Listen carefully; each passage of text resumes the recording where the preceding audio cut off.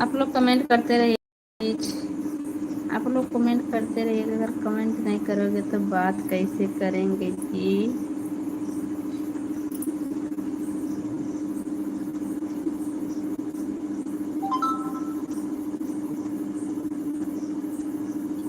हम अपने पसंदीदा देवरानी पाए हैं मतलब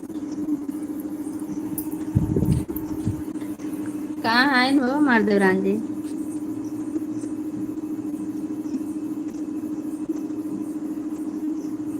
संदीप वर्मा आपसे हो मतलब क्या बोल रही हो।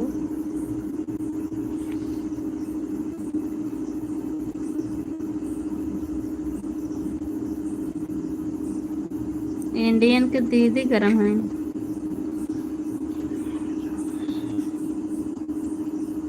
आए रे दैया किस खुशी में यादव दिलीप जी मिठाई किस खुशी में खाना है। देवरान हमें मिली बात मेहरारू तो हार रही।